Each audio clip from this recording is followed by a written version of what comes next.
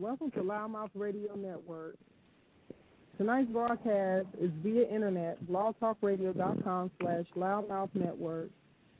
This show is broadcasting at 8 p.m. Eastern Standard Time. And we want to thank you for tuning in and listening to The Bare Truth, Love, Life, Sex, and Flowers with Miss Jazzie Jones. To all our listeners that are online, please tweet at Loudmouth, LOUDDMOUTH. Follow us on Facebook at facebook.com/loudmouthonline. The Bare Truth is one of 4 shows that are broadcasting live weekly on Loudmouth Radio. Tune in each Monday, Tuesday, Wednesday, and Thursday at 8 p.m. to follow our shows. For all our listeners online that would like to call in, talk to our guests or our host, you may be able to do so at 347-826-7520. And we'll be more than happy to speak with you on air. Again, for all our small business owners, there's a wonderful opportunity right now to broadcast and advertise with us with Loudmouth Radio. Contact our offices at 706-363-3895. Our Loudmouth Media offices are available 10 a.m. to 6 p.m. Monday through Friday.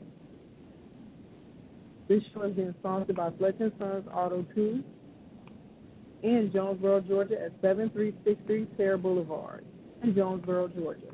Their number to be reached is 770-471-0116.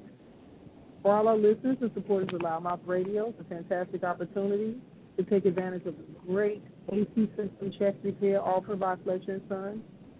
Good until the end of May 31st, 2013, and not valid any other offers. Have your AC system fully checked, charged, and serviced by Fletcher & Sons Auto 2.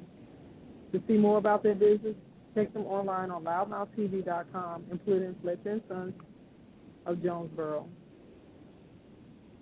Digimo Printing of Sawbridge, Georgia is also offering our listeners the opportunity to get 250 business cards for $25, as well as 1,000 flyers, and you get 10 11 by 17 posters free with your purchase. Any design fees will be extra. Contact them today at 770-506-2996. And now, we'd like to bring in your host, Ms. Jazzie Jones. Good evening, everyone. Thank you for joining us on this Tuesday, 8 p.m. You've done a great job at following us all of these weeks so far, and I'm so glad that you are joining us again this evening. I don't take it lightly because I know that you could be doing something else on a Tuesday at 8 p.m. I get a lot of calls or emails that say, Jazzie, I was busy, I had church, or I had school, I was coming in from work, but I did archive the show. So thank you for all of our internet listeners that are not able to always call in, but you are archiving, you're going back. I really do appreciate you. We here at the Loudmouth Radio Network really want to commend you on helping us become one of the fastest growing online radio shows, and we are doing an amazing job, at least in my opinion, but I'm a little bit biased. I'm not going to take much time in all of that talking blah, blah, blah, but this is a talk show, so I do that. I do have the dogs in the studio with me today. I haven't had them with me the last few weeks because we've been kind of traveling and doing some out-of-town spots and stuff, but they're here with me today because they just didn't want to leave my side. So anyway, so should you hear them barking, you know that they're excited. Tonight's show is called I'm Not Lazy, Crazy, or Stupid. And it's people like myself that are dealing with 3, in my opinion, of the top disorder and diseases that people tend to look at you and say, yeah, you can just get over it real quick, or you can do this, or you can do that, or I don't really believe that it's an issue, or it's just in your head. So we wanted to label the show what most people tell us. I do suffer with fibromyalgia as well as bipolar disorder. So I have a couple of things that go on with me in my daily living, and pain would be one of them.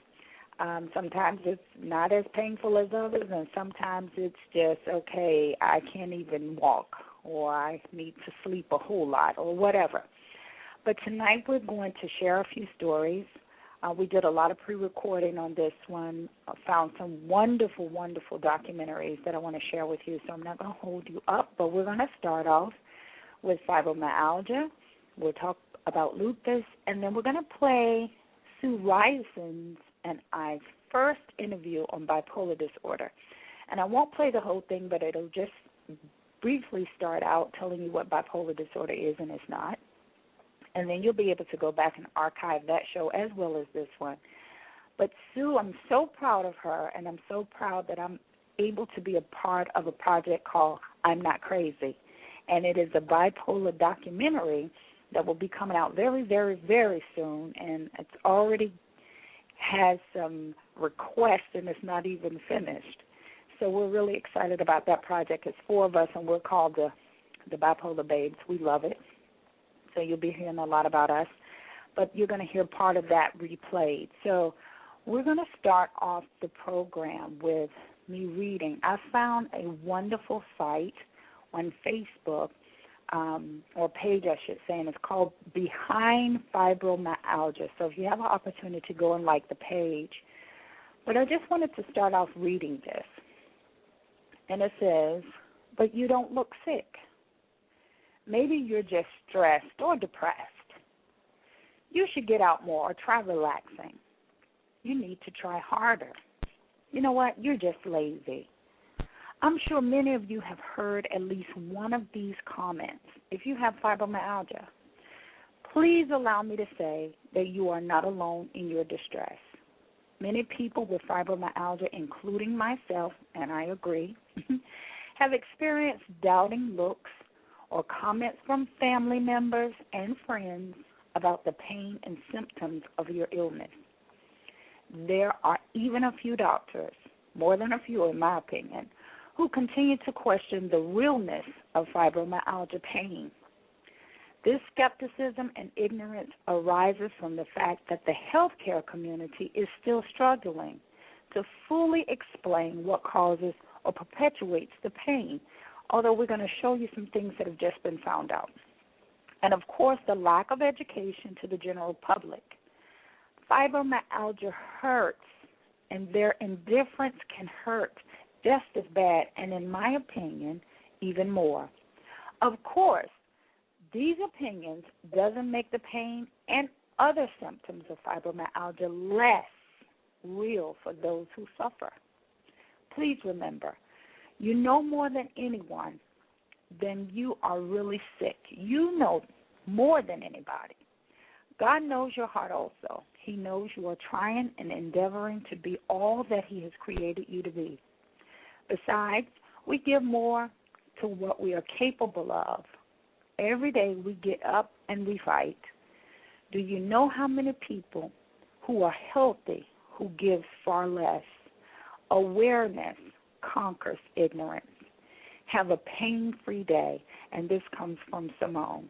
And we really appreciate Simone because, you know, it's pages, it's forums, it's different things like this that give people comfort, because when you're saying that you're in a lot of pain or you're hurting or you don't feel good or you just can't get up or you're a little cranky or, you know, just all of the things that come, the side effects and the effects of the pain on an everyday basis, and someone is saying to you, yeah, whatever, I don't believe it, I just think you're lazy, I really think you're crazy.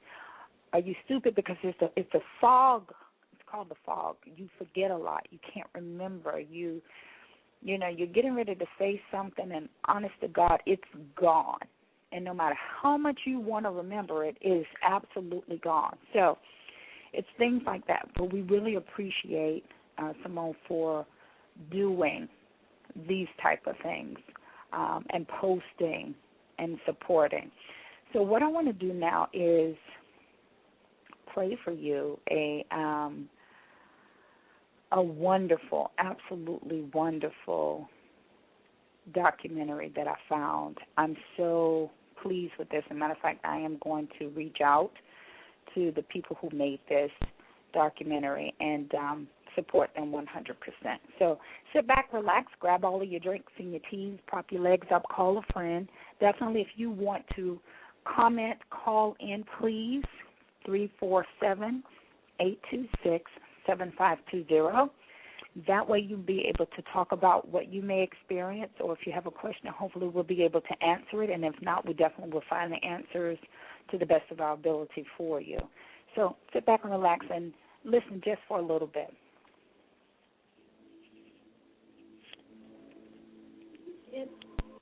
I'm waking up every single day in pain from head to toe. I'm tired all the time. I feel like I have just many pills in me that make me tired all the time. I don't think I have an outlet. I don't have anybody that I really talk to except the two girls. I very seldom share with anybody else.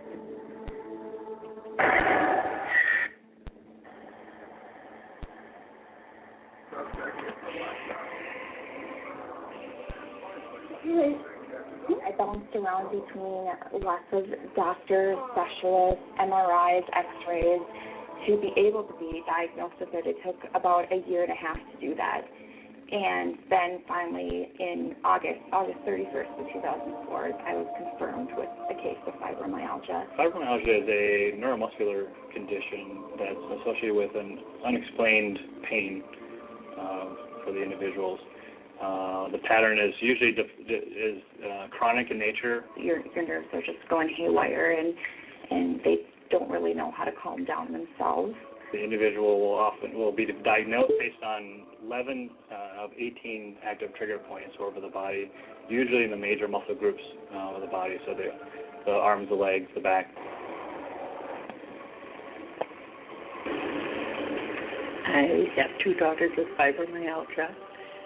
I've never been diagnosed with it, but I think I've had it for about 30 years, going by Mikey and Penny's symptoms that they have. Burning. It burns all the time. My legs, my body, and I burn from the inside out. My core temperature is so hot all the time. I have 2 air conditioners in my house, and one of them is in my bedroom, and it never shuts off. The way fibro affects me is that I have constant pain in my arms, my legs, my back. It causes restless leg syndrome in me. Most of the time my feet and ankles hurt so bad that I can't stand it and have to put either cold or heat on, whichever one works at the time. I also take medication for it, all the pain all over my body. I can get it in my hair and my armpits, in my knees, legs, everywhere. And it just feels like creepy, crawly bugs crawling all over, and you can't make that feeling stop. And then another symptom I get is IBS, which it makes it really hard to go to the bathroom, and usually it's very painful too. And usually I have a heating pad and a blanket in the bathroom with me when I go, because the warmth makes it feel better. They feel it's the result of overactive nerves, and so a person becomes hypersensitive to various. Sometimes it's just the bed sheets, sometimes it's temperature, sometimes it's walking up and down stairs, and that becomes one of the challenges again for diagnosis. But secondary symptoms usually are fatigue, sometimes debilitating fatigue. We have issues where we have mental depression. We have issues around digestive issues. I can't move my muscles, and it's because I'm tensing up so hard trying to get out of bed because this one doesn't want to work, or my back is hurting so bad because of laying in one position all night. It kind of like goes like this and won't do this.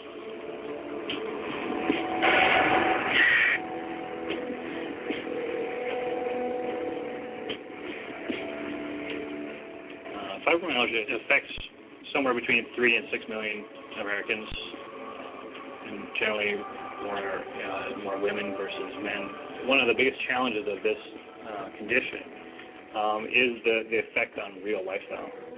And without question, it can be debilitating, and it can vary. That's part of the biggest thing, but it can be debilitating for the individual. When I see my sister or my sister's friend mowing the lawn, I know that I could be out there doing that, but I don't know if I could handle the heat, because heat is a big thing with fibro. That triggers most of my fibromyalgia. So I don't know that I could stand the heat out there mowing the lawn, or even with the push mower, I know that I wouldn't be able to walk as far as the lawn to mow it. People who have fibromyalgia require a lot of care and attention. They're in so much pain that sometimes they can't even walk. Mikey's already crawled to the bathroom when she couldn't stand up or walk.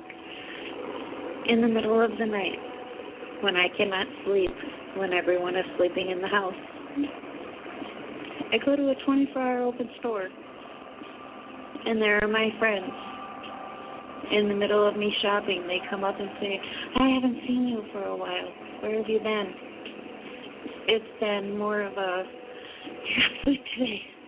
Or if I'm there all the time, it's, you're not getting sleep today, are you? No. I come home and it's daylight. My kids, I'm sending them to school. This is my hydrocodone. It's Norco. That's a restaurant. These are muscle relaxers. I need the function for my kids. These are my medications. These are both Percocet, and I can take up to 8 a day. Tori, I have 2 of them. This is one. It's called Voltaren. This is a muscle relaxer who's willing to do that when you're on it. And then Prilosec. Good old Prilosec. Prilosec helps with the IBS. So this is it. This is all I take for my fibro, the only thing. That's it. One more thing I forgot. I also have asthma.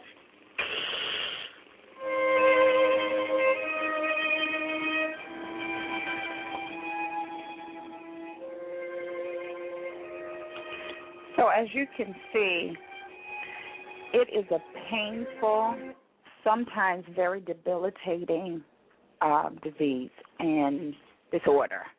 And whatever you want to call it, basically it hurts.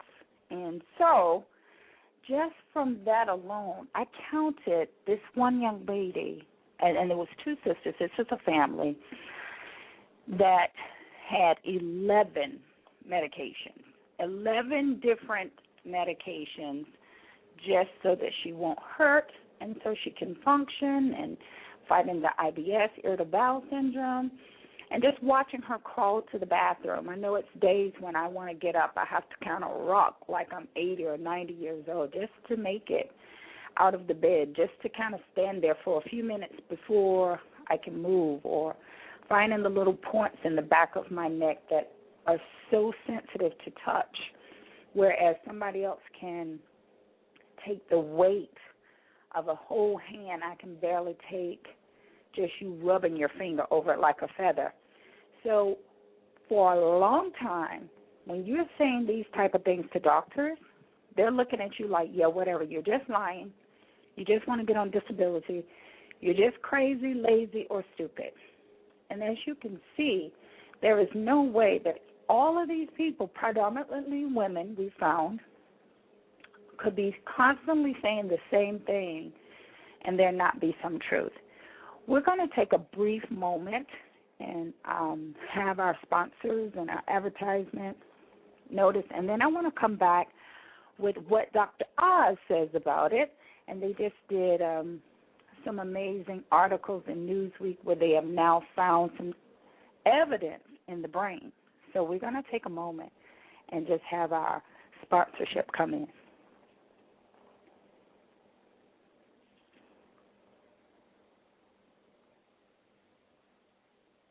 I think.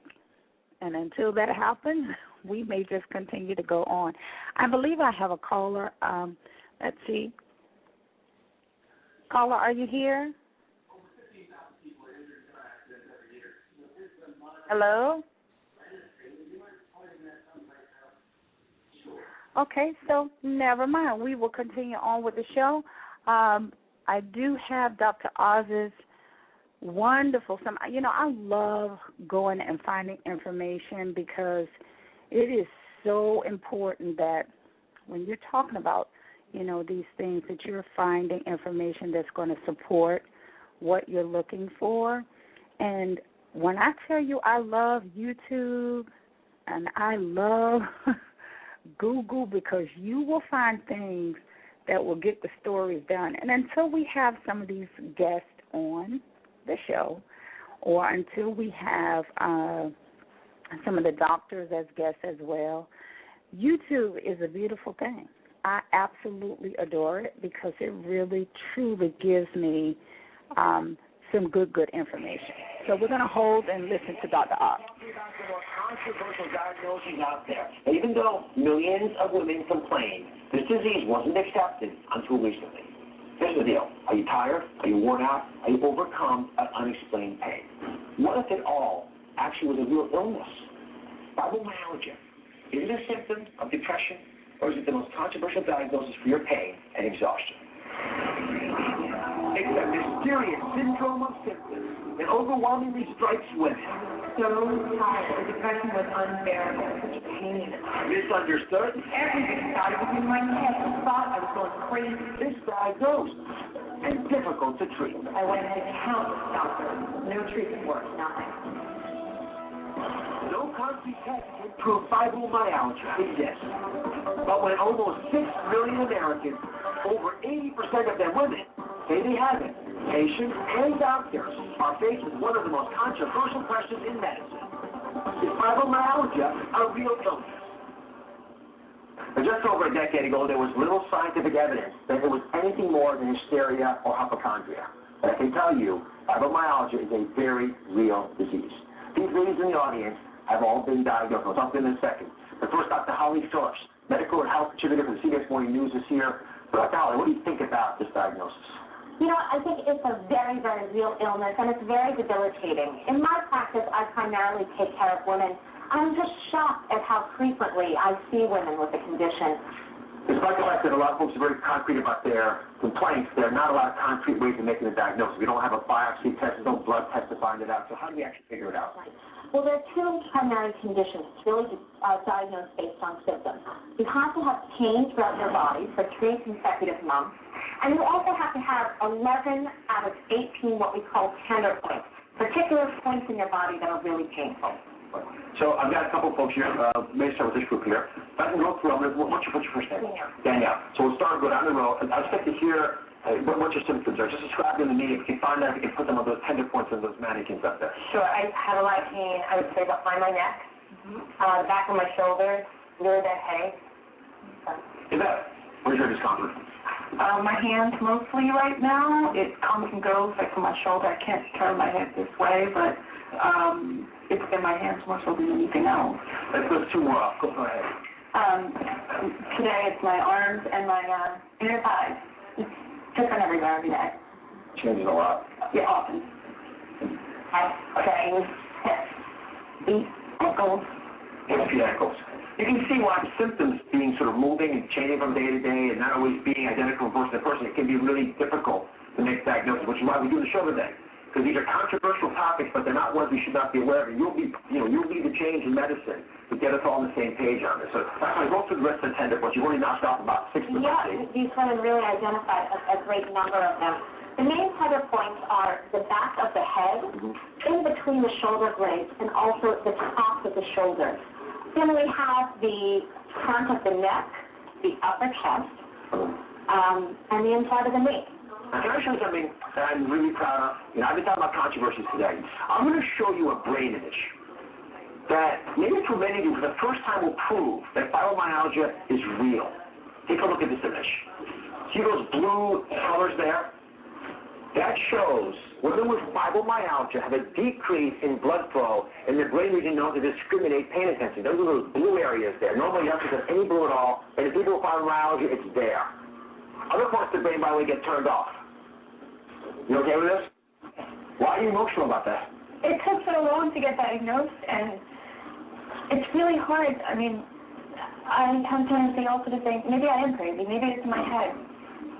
And it's hard for my children to say that Mommy's not lazy, and just to see something in black and white or blue and white is really nice to see.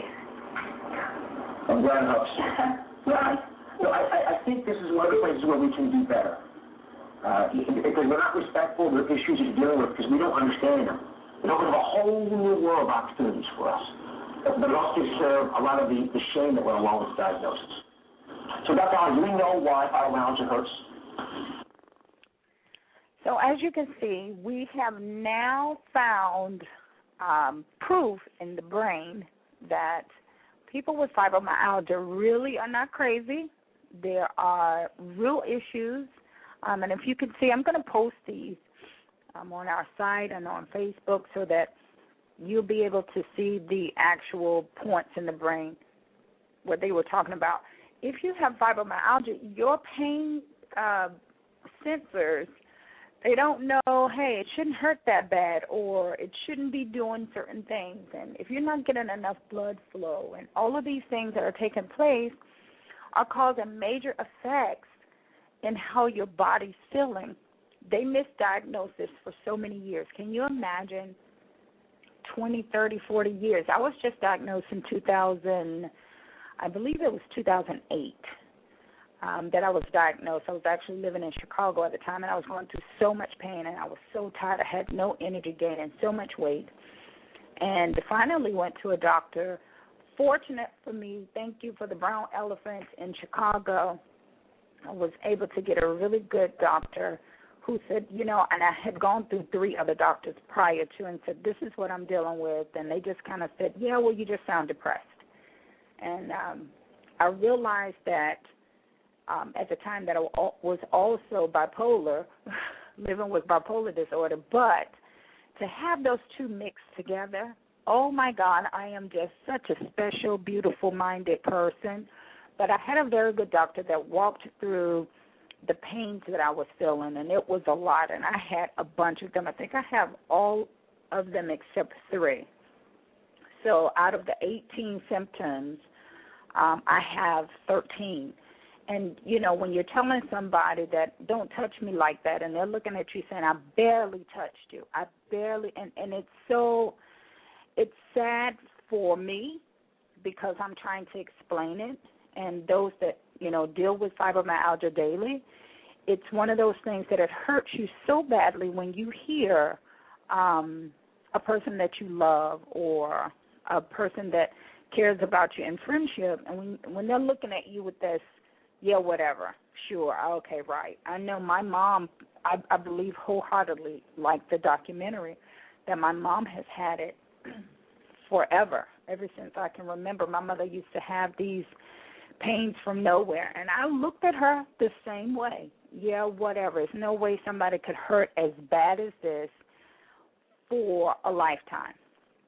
And she did. And so, a lot of people, it genetically kind of goes down, just as we will learn the same with lupus, which is very closely linked with the same type of thing as fibromyalgia. It just goes a little bit further. So I wanted to bring this again because when you have people that doubt you so much and you walk around, feeling less a lot of times, like the other young lady in Dr. Oz's clip says, maybe I am crazy, because you start believing it because nobody else believes it. So it's really good to get support groups. In support groups, it's great for you to be able to bounce your pain off of somebody else's pain, and it doesn't mean that we sit around and wallow in the pain. We're very supportive in keeping a very positive attitude, being grateful that it's not any worse. We're very prone to say, you can do it. You can get through this next day. And, we live with the pain. We live with it. Sometimes you forget that it's not everybody's normal because it's your normal. You live with it.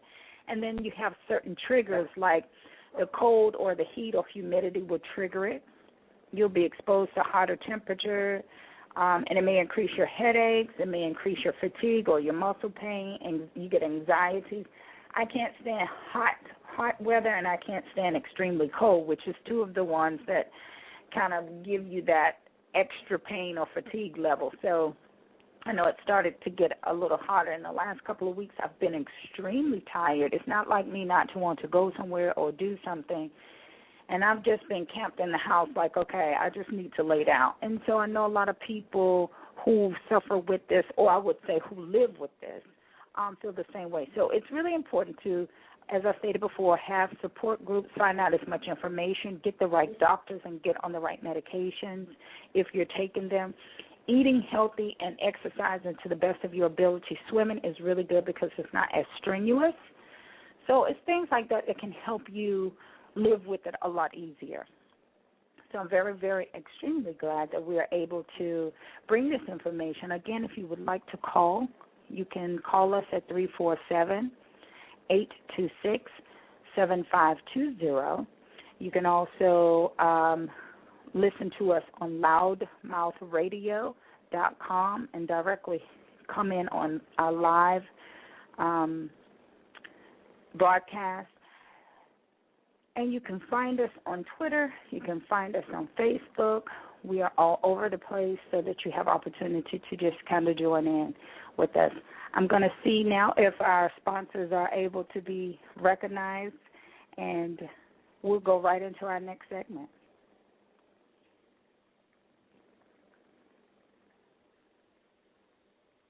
And once again, I don't think they're there, but it's quite okay. I do know that we are sponsored by Fletcher & Sons Auto Shop, which is just amazing, and they've been giving us some really good deals on a air conditioning check and cleaning, I believe it is, for $75 for our listeners, as well as Digimo Printing. They did our wonderful flyers, and I'll post all of that information up, and hopefully we'll have our producer to come on. We're doing some different things, and so we always have a different treat each week, but nevertheless, it's still a really good show. But I want to go into our next segment since she's not on, because I don't want to miss a beat in getting the information that we have for you out. And this next segment is going to take you right over into lupus. And if you're living with lupus, I just want to give you a great big hug and a kiss, because just like fibromyalgia, it is one of those things that can be extremely debilitating. I know we just read an article where Nick Cannon was just diagnosed. Well, I wouldn't say he just was diagnosed. He wasn't. But he just came out telling his story about his lupus. And ironically enough, he didn't have the lupus that forms on your skin and causes the rashes. He had lupus internally that attacked his liver. And primarily lupus comes on and is triggered by a lot of stress or overworking, not enough sleep, like most diseases, most disorders. If we're not taking care of the body, if we're not eating properly, we're not sleeping, we're not resting, it aids. If it does not create it, it definitely aids into a lot of the things that we go through. So I know Nick Cannon was just one of those, and he changed his lifestyle dramatically, changed his eating, cut back on his work schedule so that he's able to live a long and healthy life with his children and his wife. So kudos to Nick Cannon and all of the celebrities that are dealing with diseases and disorders. We want to just say, kudos for you using your position and using your fame to get the awareness out about these particular things. So lupus is one of those things like fibromyalgia that was misdiagnosed for years. I remember years ago, I had a best friend at the time. This was in the late 80s, 90s, who they didn't know what was wrong with her, had no clue, couldn't figure it out. They just knew she's tired, or she had 5 kids. So most people thought, well, she's just got 5 kids. That'll wear anybody down. And true enough, that was a factor. However, she began to develop a lot of symptoms, a lot of fatigue, a lot of things that they were just unaware of what it was. And they sent her through test after test after test. And finally, they came up with this word called lupus. Well, at the time, and even now, people didn't know much about it. And so we were just kind of like, she's just going to die. That was our initial, boom, she has lupus, and it's a death sentence. So what we ended up doing was try to find out as much information as possible so that we would be aware of how to be with her, how to support her in her pain levels. So I'm going to play another clip for you because I found some great ones. I told you I'm really proud of what we found on this show and let you know what it's like living with lupus. I always say that even on my good days, most people would have called in sick if they felt the way I feel on good days. When Caroline Gort was diagnosed with lupus more than a decade ago at the age of 30, she remembers struggling with the word incurable. Our brains are hardwired to assume that if you get sick, you get better. No two cases of lupus are the same. Any tissue or organ in the body can be affected: skin, heart, brain, kidneys. Caroline says for her, life is a daily battle with extreme exhaustion and severe joint pain, all because her misguided inner defense system is attacking her own cells. So the job of our immune system is to fight bugs or cancers. And in lupus, the immune system cannot distinguish the self-tissues from infections or bugs or other things. Mayo Clinic rheumatologist Bai Chowdhury says the cause is unknown, but seems to involve a combination of genetics and the environment. And women are 9 times more likely to develop lupus than men. Hormones, female hormones, can also increase the risk. In fact, a lot of people recall having their lupus start after pregnancy or conditions that have increased hormonal status. The wide variety of symptoms often leaves patients without an accurate diagnosis for years. Caroline says her reddened cheeks and sensitivity to sunlight are common among her friends with lupus. So, too, are skin rashes, achy joints, anemia or low white blood cell counts, fevers, and headaches. Dr. Chowdhury urges anyone with these persistent symptoms to see a rheumatologist because lupus may lead to other conditions like heart disease. In fact, women in the 30 to 45 age group are at 50 times increased risk of having a heart attack compared to women of the similar age group. Caroline's hope lies in research, knowing that the next breakthrough might be the one to free her from the anti-inflammatory steroids most patients depend on. It's wonderful that the medication allows you to function and keeps you alive, but mood swings and insomnia and weight gain and severe hunger are significant side effects that are hard to live with. For the Mayo Clinic News Network, I'm Dennis Doda.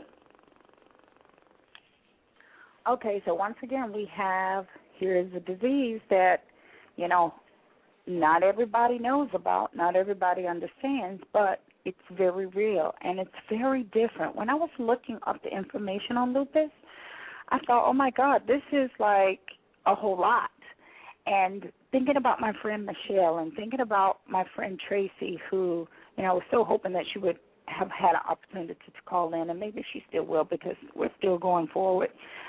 But watching her, I remember marching with Tracy, and this is Lupus Month. So I remember marching with Tracy at Piedmont Park a few years back. We got a chance to do the Lupus Walk together. And she was in so much pain. And she said, you know what, it's okay. I'm going to do this. And, it was just a walk around the park. You hear what I'm saying? Just a walk around Piedmont Park, ordinary day. The type of walk that, most people wouldn't even think about. You just walk around, come back around, no problem. But people with lupus, all of these people who had what's called the butterfly rash that's on their skin, a lot of them did not have any. A lot of them were wearing T-shirts where people with lupus that they have loved has gone and transitioned over. But Tracy was in so much pain, and the sun was bright and it was a gorgeous day, but sun is not always our friend because it makes you hurt worse. But she said, you know what, I'm going to walk. And we danced, and it was a band out, and she and I acted a plumb fool and pretended we were in a marching band. And we danced, and she made that walk. And, what was so beautiful is she made it. But what was so sad is before the walk was barely over, she just had to sit down. And she had to have her umbrella because the sun was too much. And it made the pain worse. And you saw so many of that throughout the park, but you saw so many people building bonds and friendships and support groups and talking about the different studies and the medications and the different types of lupus that they had. And that was the sad, beautiful part, because here it is that you're getting education and you're getting support and people are talking about it, but not enough people are talking about it. Not enough people are marching and supporting. So, it was one of those that I'm very glad to have been a part of it, very glad to have been made more aware of what the disease is, but at the same time, watching my friend hurt and only knowing a part of that pain with the fibromyalgia, but knowing that it's, goes even a step further. And everybody deals with lupus and fibromyalgia, for that matter, very differently. Your system does different things with the disease. And with lupus, as you heard, it's a chronic autoimmune disease.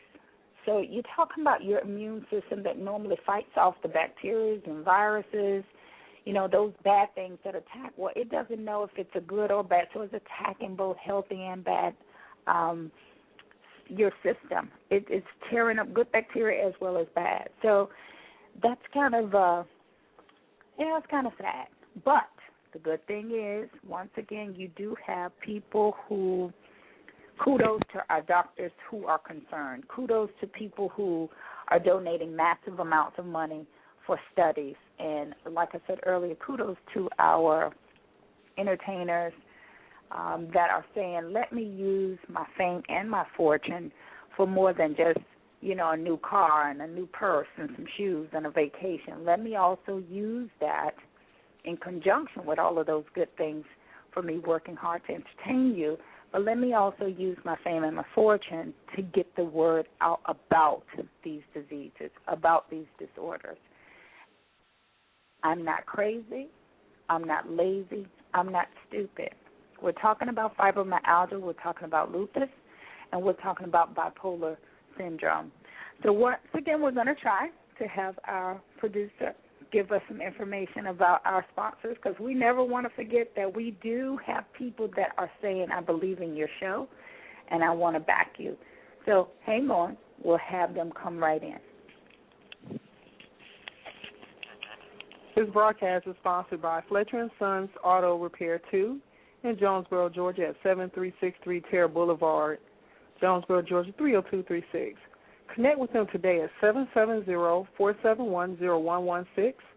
They're offering all our listeners and supporters of Loudmouth Radio opportunity to have your car come in for a fantastic service for your air conditioning. This is the time to take the car in. It's not totally hot yet, but you definitely don't want to get caught in the heat wave and not be able to have your car serviced and blowing properly once that heat does come in. Feel free to contact them today again at 770-471-0116. You also can connect with them online on Loudmouth TV and take a look at their video in regards to their location. We also want to give support to our sponsor, Digimo Printing, at 5365 North Henry Boulevard in Stockbridge, Georgia, offering our listeners the opportunity to get 250 business cards for $25, as well as 1,000 flyers for $80, and you get 10 11 by 17 posters free with that purchase. Any design fees would be extra. Contact them today at digimoprinting.com. Let Digimo take you to the next level. And now back to your host, Ms. Jazzie. Thank you so much. We finally got our sponsors in there. I don't want them calling me saying, okay, I was supposed to have some information. So I'm glad we were able to get that in there. Guys, if you have a car, seriously, take it over and let the experts take care of you. Don't burn up. Don't sweat to death because you didn't take your car in soon enough. It has already started to be really hot. As well as, if you needed any printing, Digimo Printing is doing a great job. We'll post all those things so you'll be able to take a look at our flyers and our design work, which the Bare Truth was a really hard one out of all of our shows. We have the Universal Mind. We have with Roderick Watkins that comes on Mondays. We also have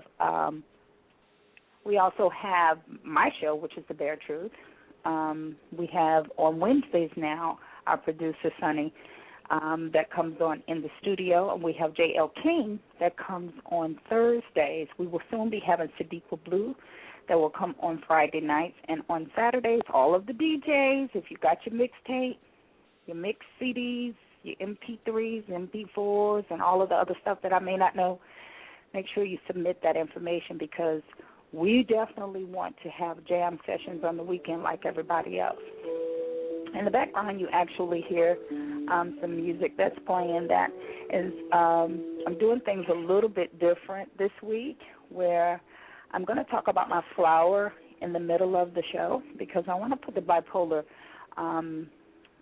pre-recorded that we did. And actually, Sue Ryson was my very first guest on The Bare Truth. And so I'm always proud to reintroduce her, but she is an amazing person. She and I both live with bipolar disorder, along with Ramona and along with Bretta. Bretta did a poem for us a couple of weeks ago, and so I want to have that show come back on in a few minutes, and so I'm not going to really do a whole lot of interrupting. I'm going to kind of let that one play out.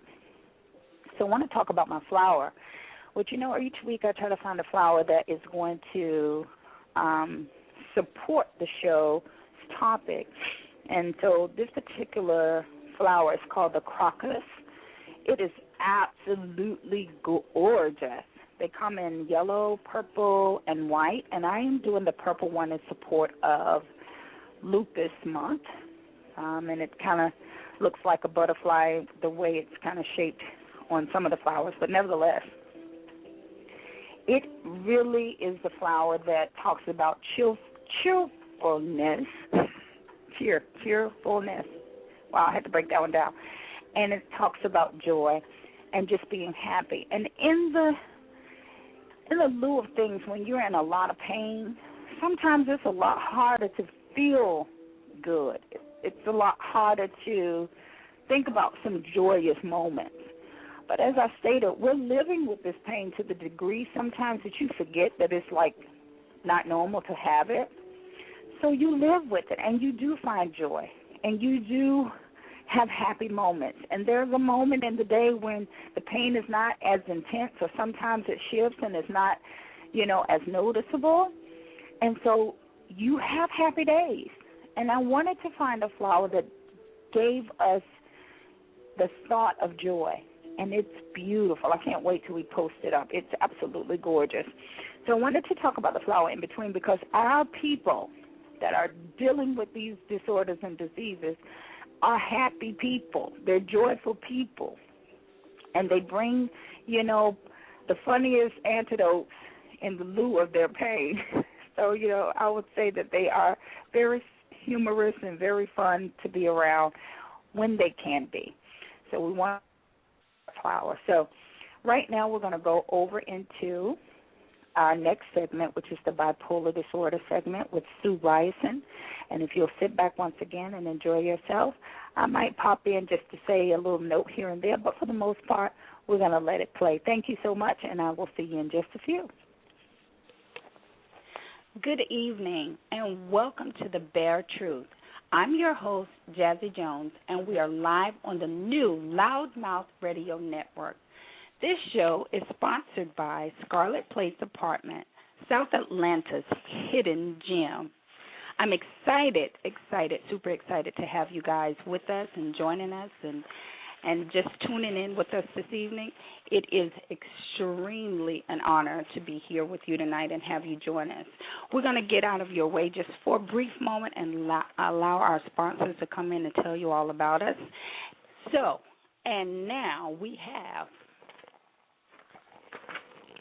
Scarlet Place Apartments, considered to be Atlanta's hidden gem, offering 1, 2, and 3 bedroom apartment homes. Scarlet Place is located in a fabulous location, only minutes from Hartsfield-Jackson International Airport and only a few miles away from major interstates and downtown Atlanta. Residents of this community enjoy amenities such as vaulted ceilings, crown molding, and washer and dryer connections, fully equipped electric kitchens with spacious floor plans. Work out in our new fitness center or simply relax by the pool. We invite you to call us for more information and schedule your personalized tour. Scarlet Place. See why our residents love to call us home. Located 3500 Summer Court Drive, Jonesboro, Georgia. Call for more details at 470-315-1194. And for a special note this evening, if you have any questions regarding this broadcast or would like to reach us for advertising, Call our Loudmouth Media offices at 706-363-3895 during business hours from 10 a.m. to 6 p.m. Eastern Standard Time from Monday through Friday. Also, if you want to download our program for the evening, we are available for download and on demand on our blogtalkradio.com/loudmouthradio, and that's loudmouth with 2 D's, so it's LOUDD mouth radio. Anytime after 10 p.m. Eastern Standard Time, and that's out on each Monday, okay? Loudmouth Radio is one of the Internet's hottest online radio networks. Our talk radio shows cover topics that are geared towards empowerment, inspiration, and entertainment. Contact us live, online, and on demand 24/7 on loudmouthradio.com and share with us your thoughts and the things that inspire you. Monday nights, Tuesday nights, and Thursday nights we do have our shows, and we'll let you know some more of those shows as we continue. We'll also let you know about our advertisement and how you're able to advertise with Loudmouth Radio. So now that we have all of the good stuff out of the way that helps us pay for this, we are so excited to have one of our exciting, I think I've said exciting about 20,000 times, so I'm going to cut exciting. We have a really great topic that we're going to be discussing this evening, and that is bicycle, the effects of bipolar disorder on relationships. And a lot of times people don't even know that they're living with bipolar. They just think that, they act that way because they just act that way. And it is their normal, but they don't know what their normal really is or what their normal really means.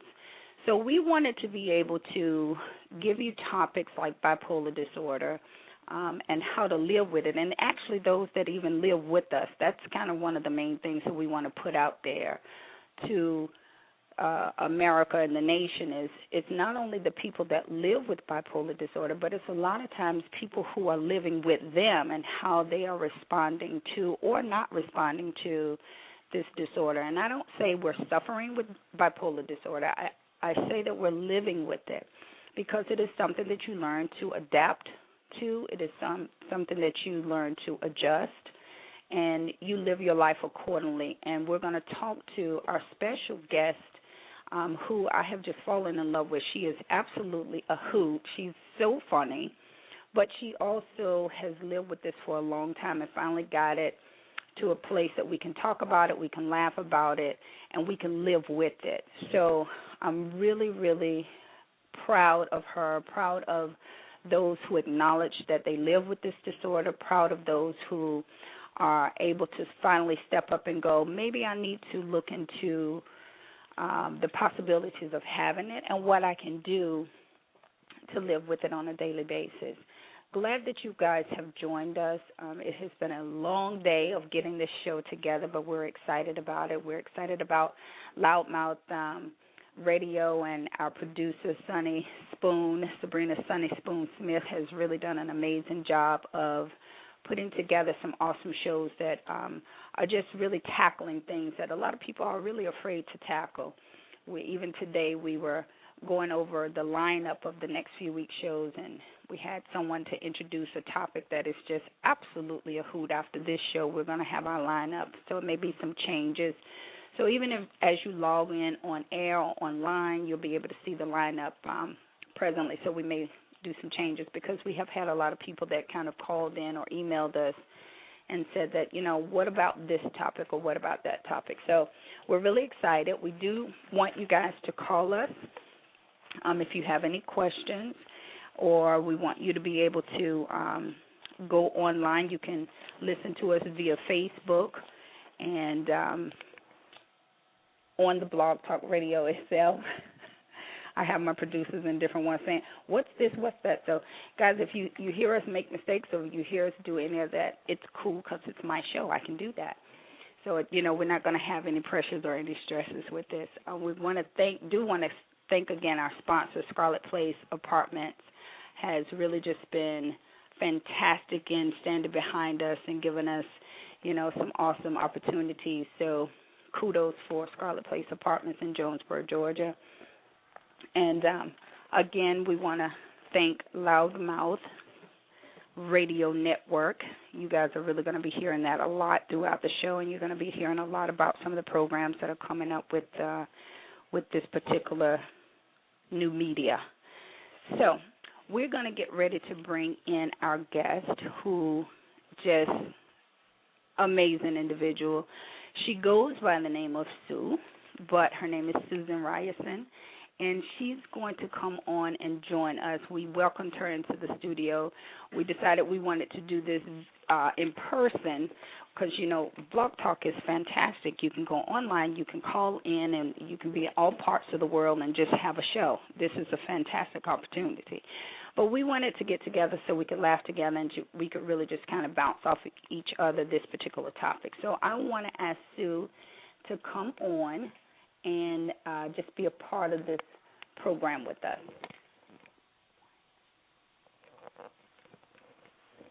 Sue, are you with us? I sure am.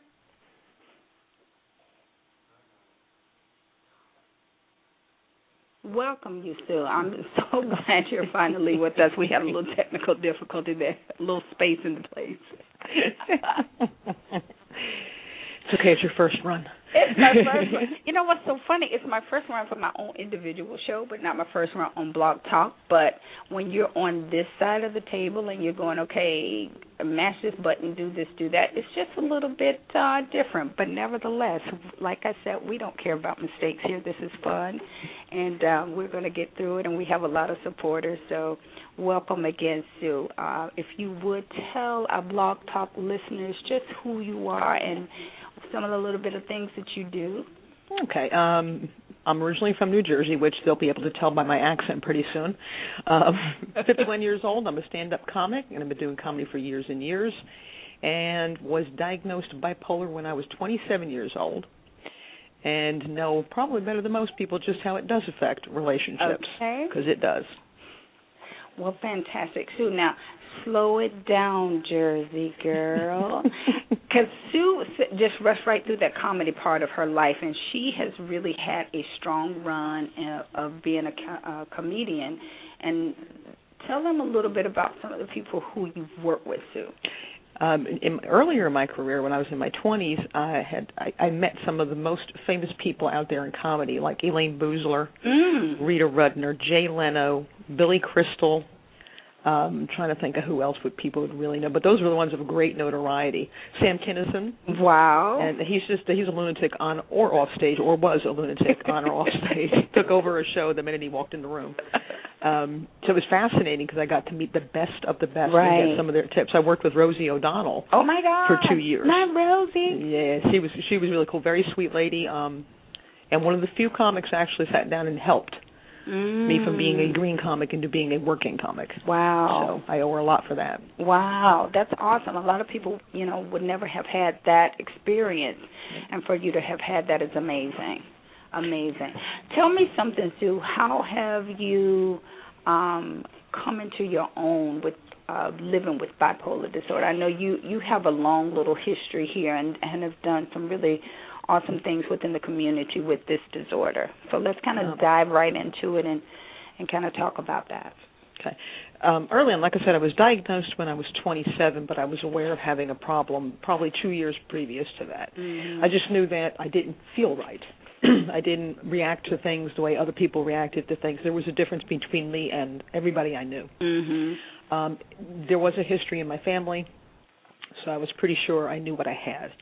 And finally got the courage up to go see a doctor about it, and she confirmed exactly. I mean, I walked into her office and said, I'm manic depressive. And to which she said, oh, really? I said, no, I'm sure of it. I'm manic depressive and I need drugs.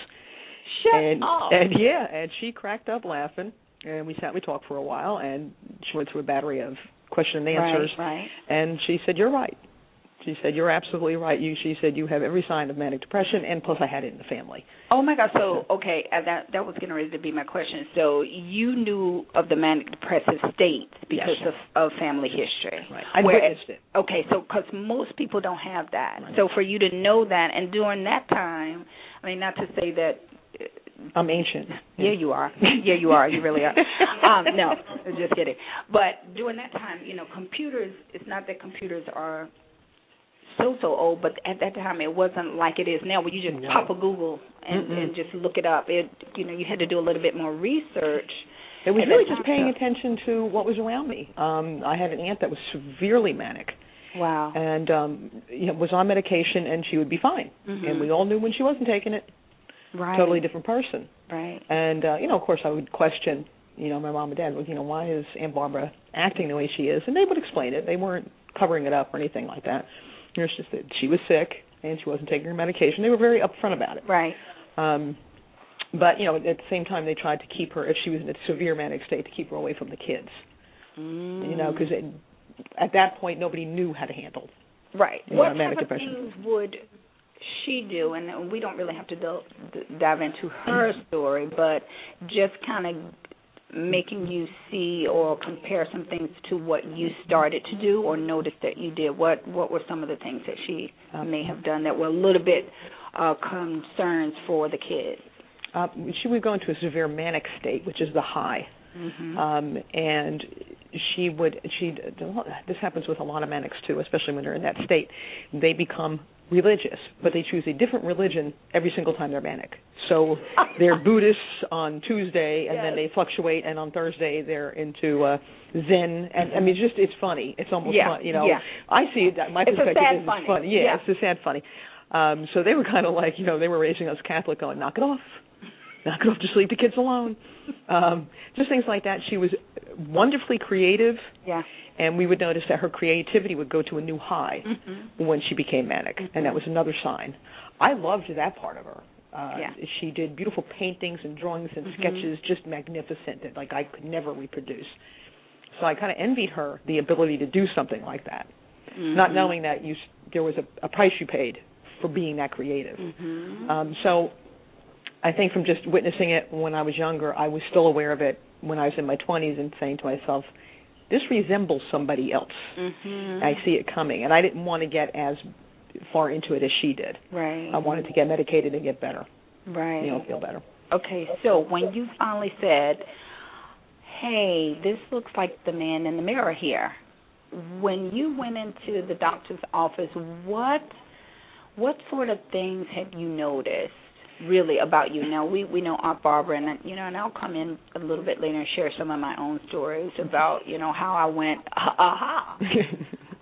But what were some of the things that actually got you, like specific things? Because a lot of people, and let me just interject this, a lot of people really, they are in the suffering state. And I think you suffer until you come into the knowledge of this is what this is and how to manage it, and then you can live with it, and then you have a life. You no longer have that, oh my God, I'm just lazy, stupid, crazy, out of control kind of person. Right. So what were some of the specific things that you can tell us? Well, I was doing stand-up at the time, and I noticed that if I was in a manic state, I was very funny, but in a different way than when I was not in a manic state. When I became manic, I would go into a rant on stage, a very funny rant, where I would just let loose about anything I was thinking of, and it would last 20 to 30 minutes. That's how long the rant, at a very high energy level, and I would be exhausted when I got done. I would get off stage and just drip sweat. And I noticed that didn't happen every time, so I was like, well, if I can't do it every time and I'm only doing it some of the time, something's wrong. Something's triggering me to make me go into the rant. What is it? It would be, on one occasion, it was a car ride from New Jersey to Connecticut that was disastrous. I was 15 minutes late for the headlining slot, which did not make the booker very happy. You don't show up late when you're headlining. You don't do that. You don't do that. And it was a lot of construction, and I got very irritated that this construction was getting in the way of me getting to my show. By the time I got there, I had gotten into such a state that I walked up on stage with a full head of steam and just went for half an hour about construction. Very funny, but out of place. Right. And you could see people almost looking at me like, what's wrong with you? Because you won't stop. I couldn't. I realized I could not stop that rant. It had to finish. And that's when I started noticing it was happening more frequently, that things were irritating me more and more. because I was in a manic state and right, very irritable. Right. And I noticed that, it was now working to my detriment. I couldn't control it anymore. I had no control over when the rant would start. It would start on or off stage. And I was ranting at people that I knew. I was taking it out on people, and I wasn't just performing. I was doing other things with it. That's when I kind of got clued in and said, this is just not good. This is not normal. Wow. You know what? A lot of people, myself included, when you look back and once you, and by the way, audience, I don't know if I've said this to you formally, but, I do live with bipolar disorder, and the creative side, as Sue said, I am so ecstatic that I am this bipolar person because your creativity is amazing. Yep. You are able to do the unthinkable. You can, reach highs that nobody else can. You can fly. You can jump over mountains. You can do so many things. But then on the other side, when you're out of control and you're doing things, as Sue is talking about, where it's just like, okay, I'm doing this, but I don't quite know why, and I don't know quite how to stop, or I don't know quite how to control it. That's the side that can become dangerous at times, and depending on where you are and what level, and we'll talk about the different levels of bipolar disorder, but depending on where you are, those things can become harmful, not only to yourself but to other people. But so you were at a state, you figured it out, you go to the doctor, automatically you tell the doctor what's going on with you. Mm-hmm. What happened from that point when she said, yeah, you're right? She agreed, and she put me on lithium, which is the oldest drug in the world. In the world for anything bipolar or manic. Yeah. And it worked immediately. I was very, very fortunate. That's very odd for something to work that quickly. And I've known other people that have been on lithium that it did not work well for them at all. They were zombies. Like this whole you that I'm seeing on lithium was not the experience that I've seen other people. And so that's amazing that it worked for you. How did it, well, that was the drug at the time, right, number one. But what did you feel? Like you went from out of control sometimes to feeling what? Like, did you a feel much calmer slow? state? Okay. A much calmer state. It was much calmer. I didn't rant quite as much. It's never going to go away. Right. I'm bipolar. I'm treated, but I still have bipolar, so right. It doesn't disappear. But I mean, there was a noticeable difference. I was able to focus a little bit better at work. I wasn't as irritable. It kept that under control. But what it also did was, in my mind, because I had been funny because of my rants, in my mind, I said, I'm not funny anymore. Right. And within just a few years, I quit doing comedy. I was sure that I wasn't funny anymore. That how could it be the same? For so many years, I've been working in the manic state, and sometimes induced, on stage, and all of a sudden I couldn't even get that to come out. Wow. Because it was being suppressed. Exactly. And I was sure that I could never be funny again. So I quit for 15 years. Because you have been doing it at that time when you first went to the doctor. How long had you been doing stand-up? I've been doing comedy about 7 or 8 years already. And so then you go to the doctor and you go, I'm not funny. Right. And so 15 years goes by, and what are you doing? Well, in between. What are you doing? In between, I said, I'm going to conform. And you're going to go get a real job. And I'm going to be a real person. High five. Yeah, like everybody else, and that doesn't work real well with us. But yeah. So I did offshoots. I was a collections agent, and I did bored to tears, just bored to tears. Yeah, I was like, this is about as dull as you can get. And eventually, what I did was I opened up a repossession agency, which was perfect. Perfect for you. Perfect. Hello, people. It kept me on my toes. Exactly, because you got to get out. You were not controlled by the office and the real job mentality. I love you.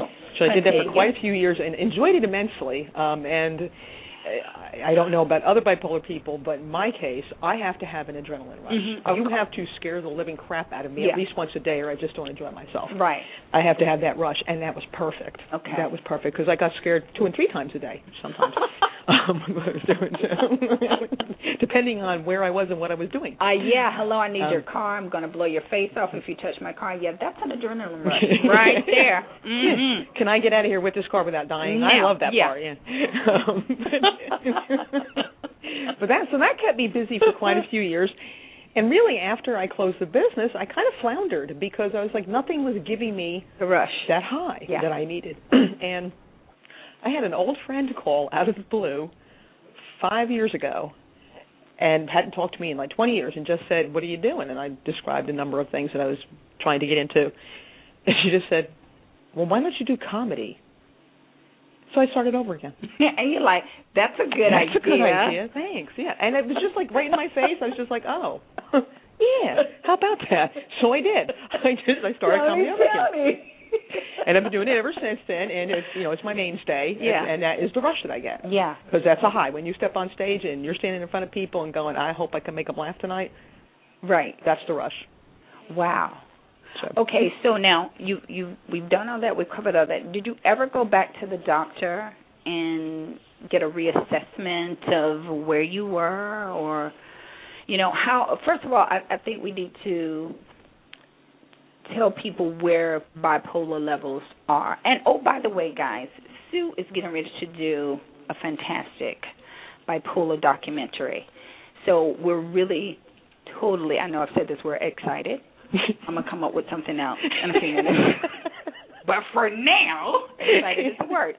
So we're excited for Sue because this is something that, first of all, to not have the stigma of you're crazy, you're stupid, you're, the joke of, oh, she must be bipolar. Hell yeah, I'm bipolar.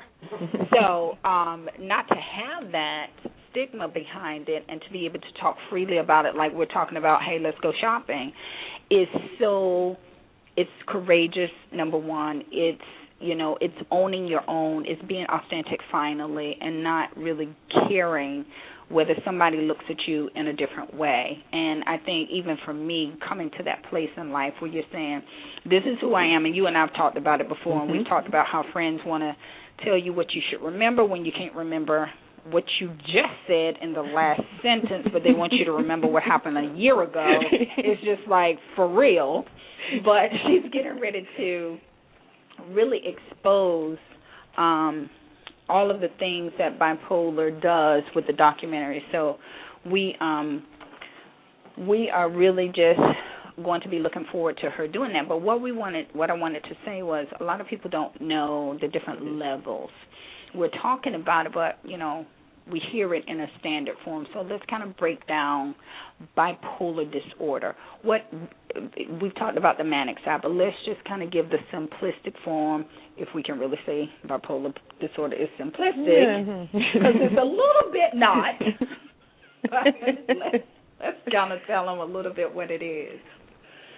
And I have sheets if we need sheets. I don't know where they are, but I do have them. I've been looking at this stuff for months now. Bipolar disorder really it's a number of things. Most people go, oh, that's when you go from low to high, right? High to low. That's one thing. There's more to it. Yes, that's the biggest telltale sign of bipolar. It's also inability to focus. Yep. Racing thoughts. Mm-hmm. And severe depressions that come on very suddenly, very quickly, and for no apparent reason. Mm-hmm. Same thing as the manic high will come on for no particular reason. The excitement's just overjoyed.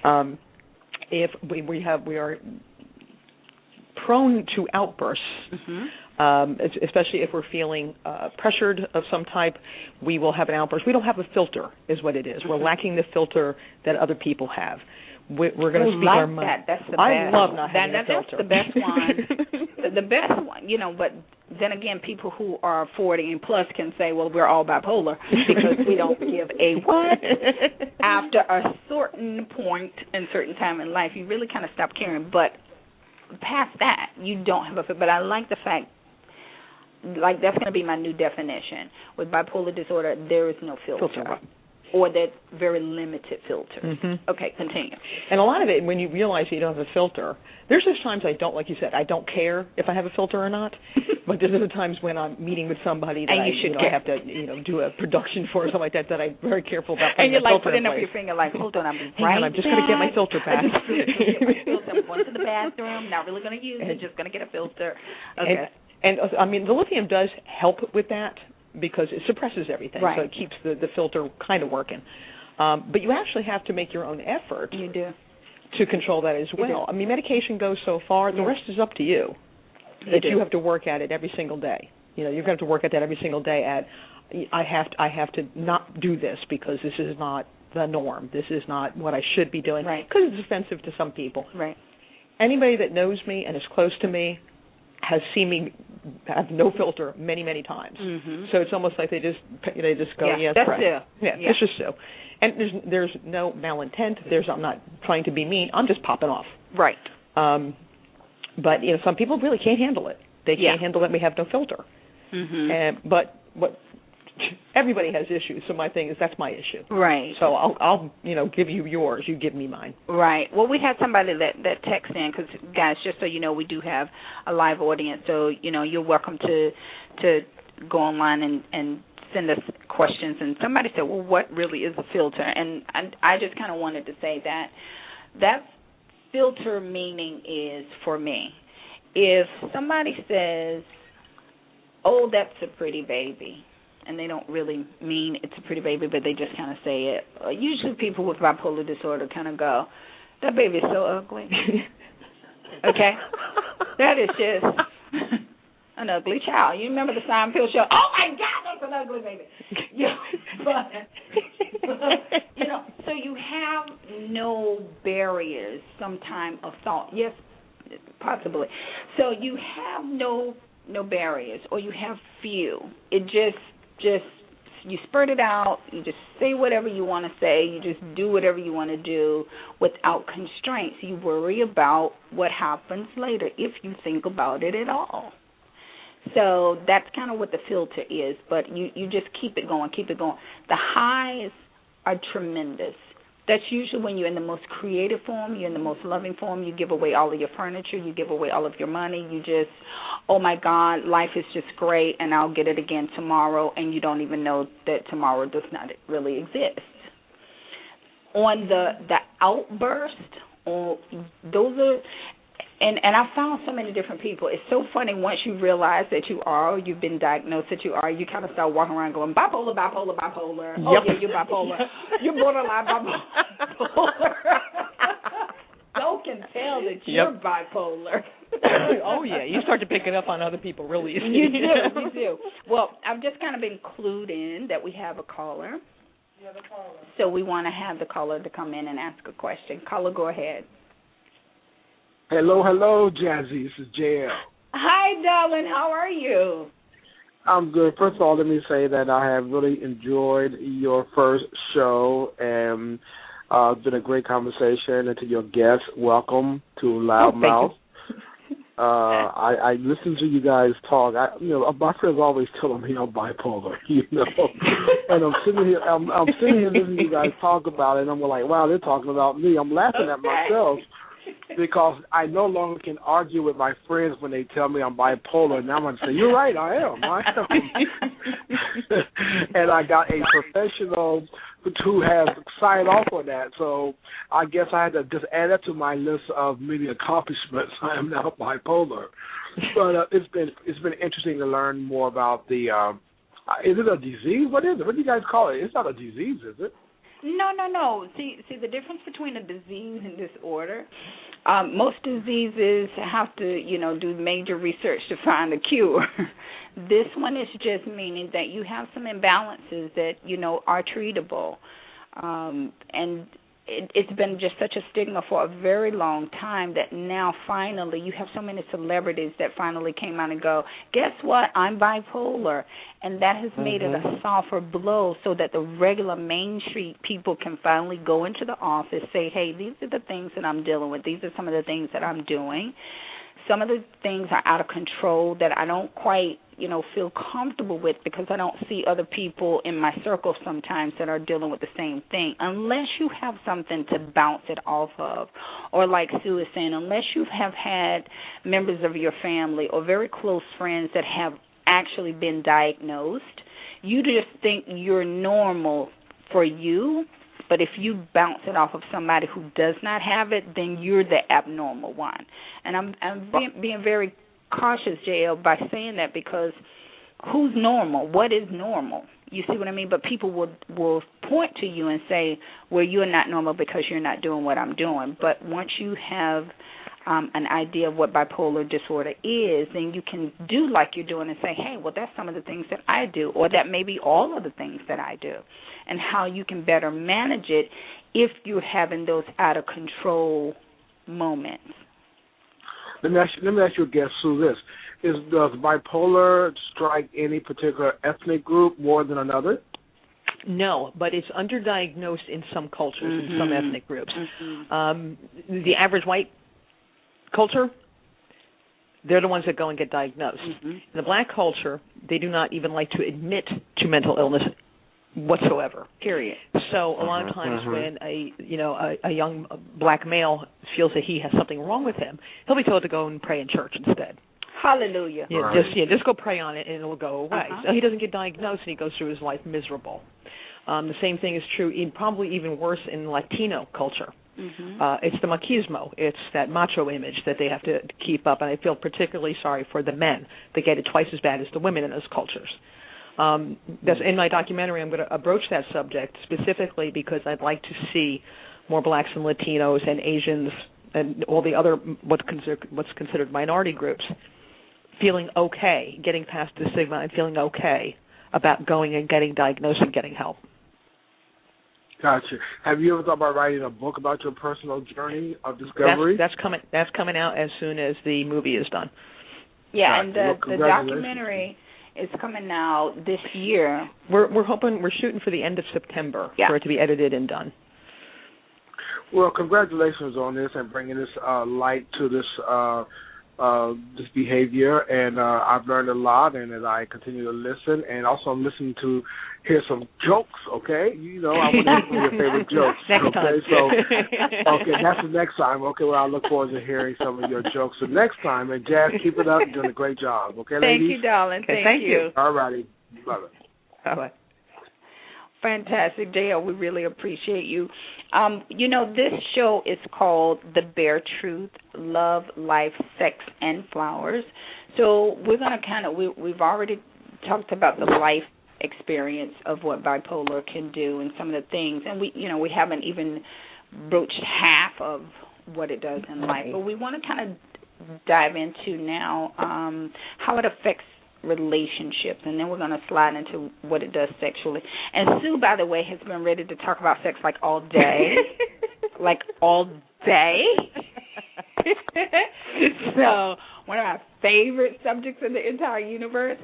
We're going to talk about how bipolar disorder really affects you in sex as well as relationship and finances, because it really can wreak havoc in your finances. But so Sue, we've kind of covered ground about the highs and lows, not having the filters. What do you see? Well, before we say relationship, let's kind of talk about. Let me just kind of say, I said this to a group on Sunday. We were talking about how finances can affect relationships.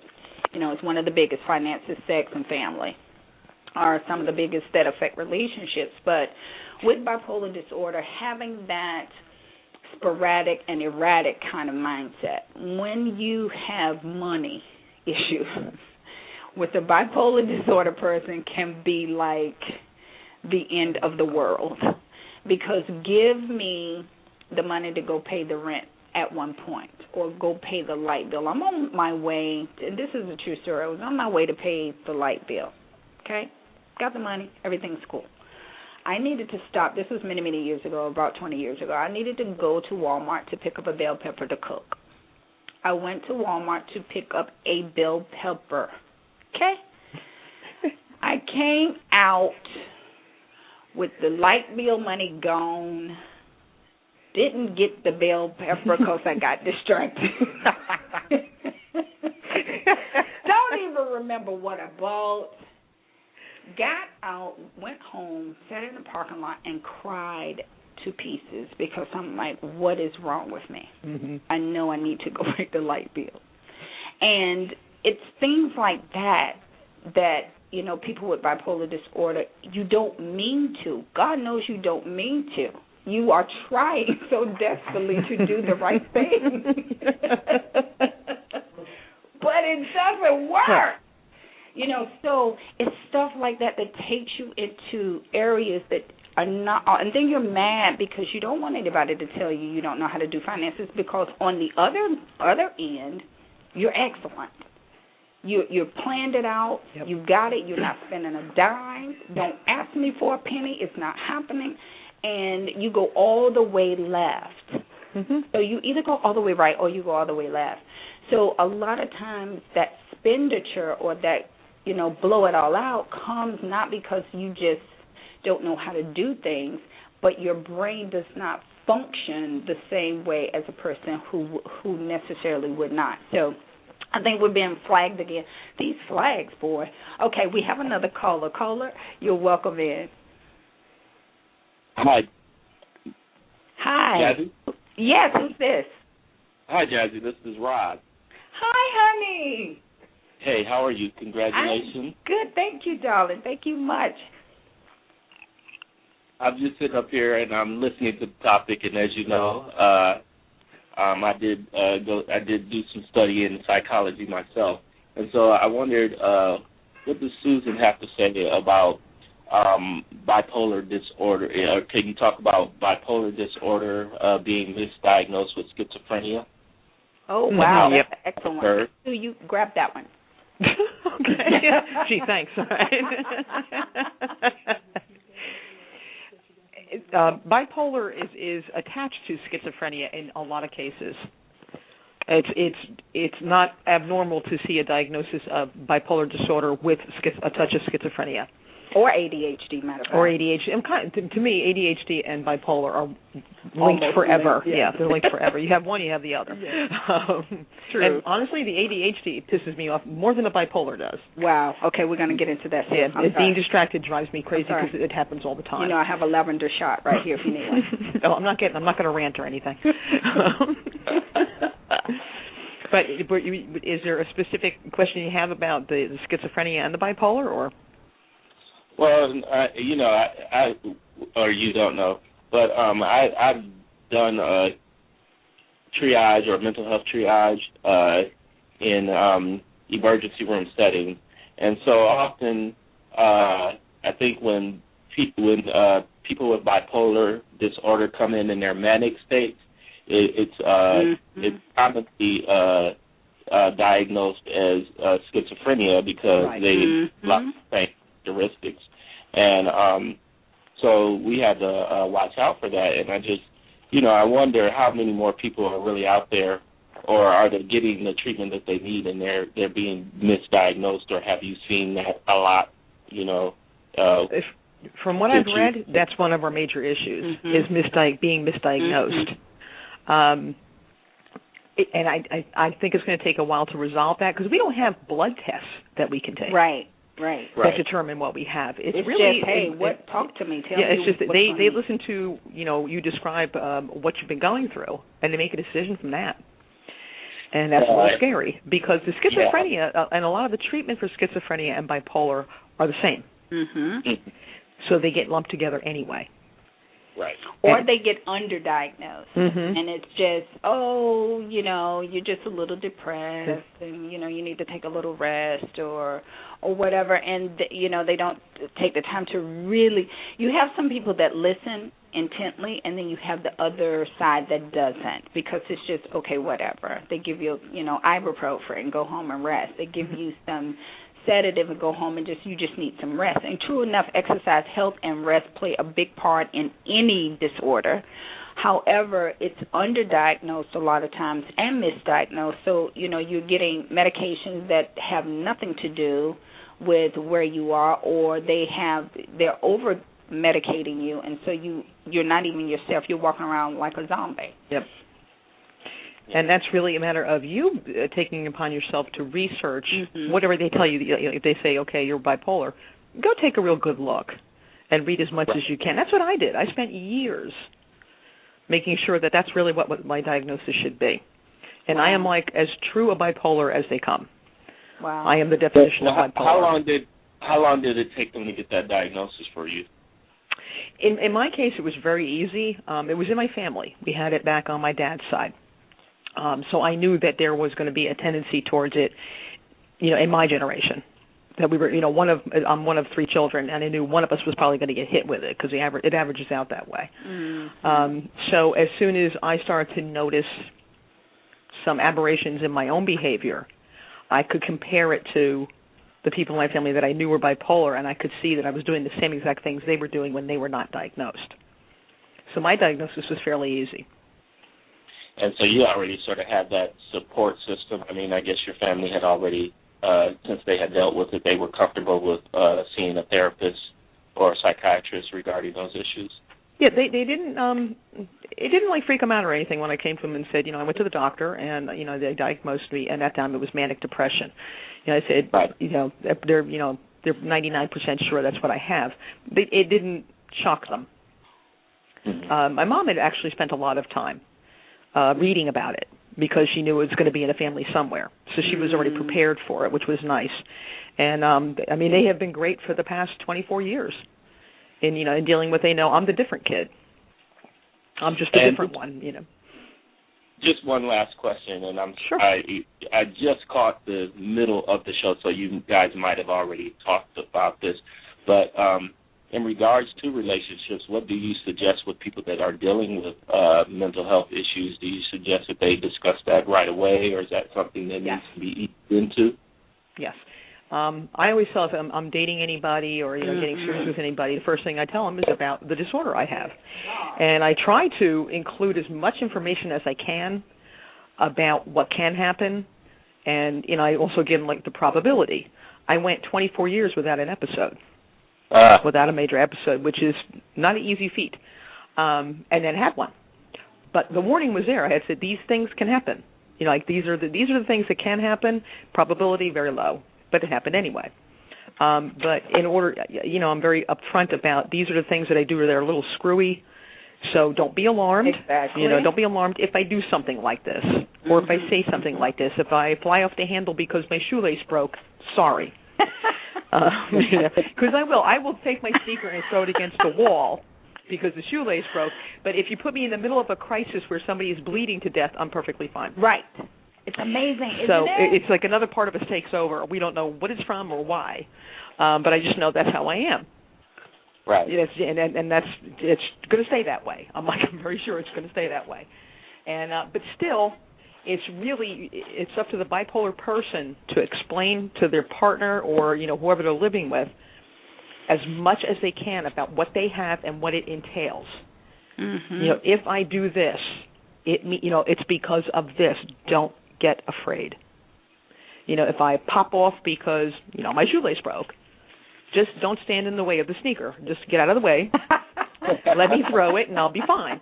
And really, most people are very good about it. But you have to have a very understanding person. You have to be, partnered with a very understanding person that they can accept that you're flawed and you've got a pretty good-sized flaw. But that there's 90% of you that is just fine. So beautiful, so wonderful. I call it a beautiful mind. I've kind of coined it the last few years, Roderick, as having that beautiful mind. And, if you're the lucky one, you get to have that. And all that comes with that beautiful mind. But we had just gotten ready to kind of dive into, so you came in at the right time of talking about the effects that it has on relationships in general. Because it really is something that a person has to be ready for. And I agree with Sue. You definitely have to say, listen, hey, by the way, I'm bipolar. Or not even so much owning the bipolar as you, but owning the fact that you live with it. And oftentimes the way somebody else thinks or that they think you should think and how you should handle something. Well, you don't have to handle it like this. You don't have to think this. You don't have to do this. And, you're looking at them like, well, yes, I do, because that's just kind of the way I do it.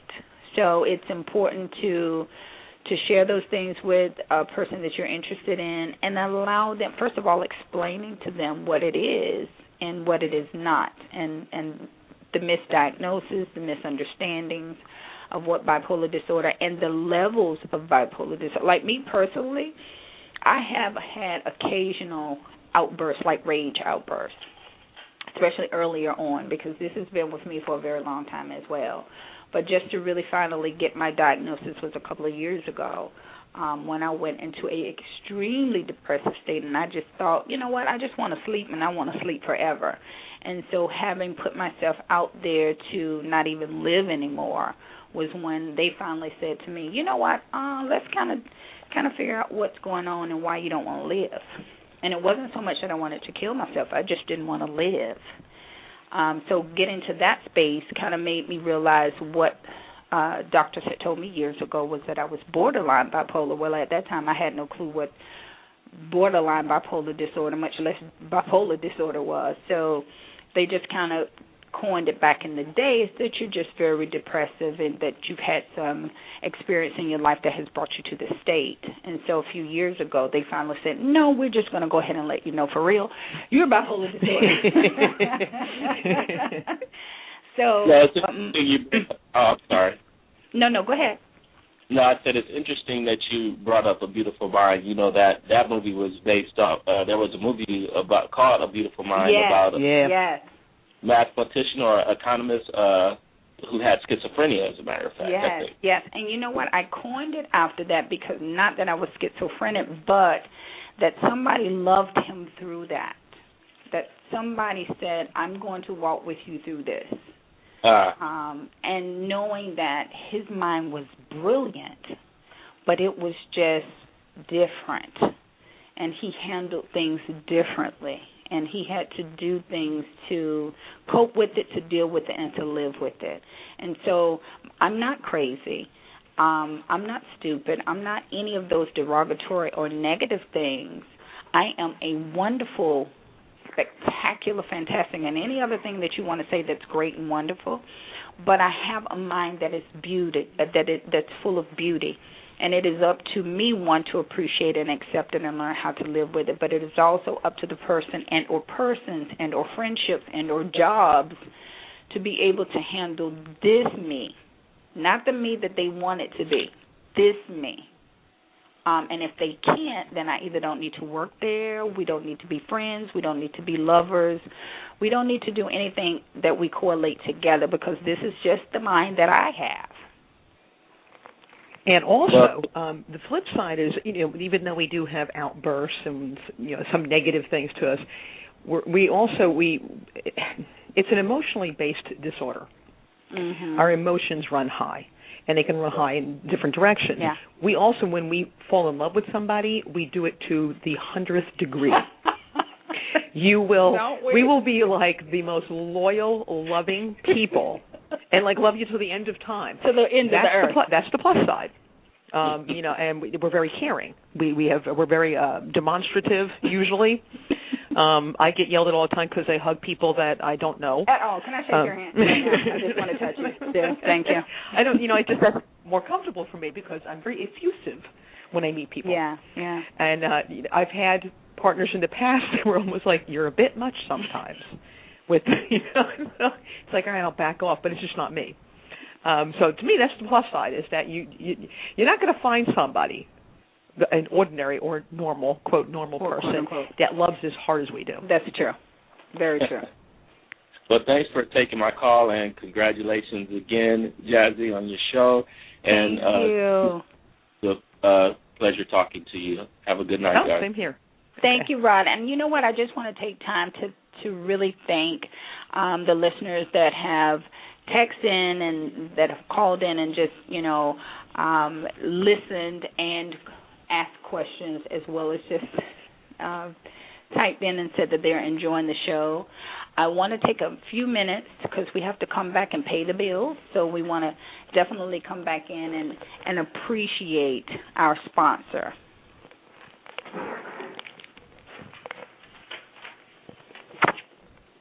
Scarlet Place Apartments, considered Atlanta's hidden gem, offering 1, 2, and 3 bedroom apartment homes.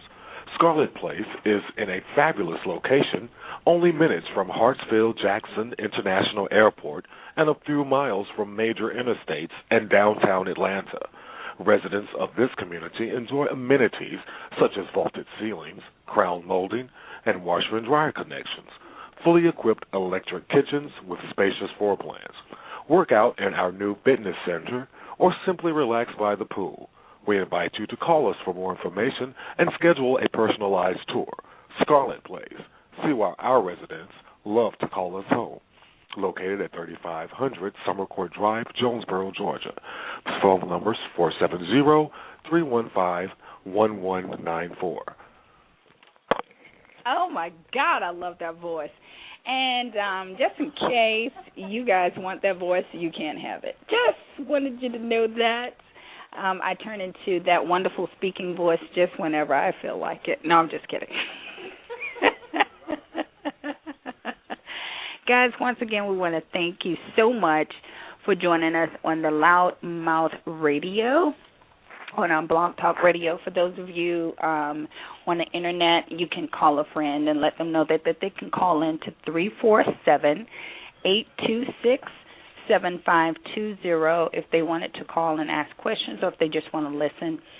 You can also check us out on Twitter, on Facebook. You can go to Loudmouth, and that's with two Ds, Loudd, Mouth Radio, on Facebook and on Twitter to get in touch with us. You know, I have a producer that is just like the bomb diggity. I really appreciate her so much. She is just the bomb and the diggity. Hush, I know it's dated. I'm old. What can I say? What can I say? We appreciate Sabrina Sunny Spoon Smith for creating an avenue for us to get the word out on different topics. So we want to actually have people call in, ask us more questions. We're going to keep talking in the process, but you're welcome to call in and ask us questions. The number, again, is 347-826-7520. I'm glad I have these readers because I can read things and I can drop them down and see the big numbers on the screen. This is fantastic. Anywho, I wanted to continue to kind of talking about the relationships and the effects that it has on relationships, because a lot of times people get involved with these great lovers of bipolar disorder. Most people are afraid to tell people. Like Roger just asked a question, when should we tell somebody that we have it? Sue and I both agree that it should be upfront. Like, I don't even think you should be really serious about a person.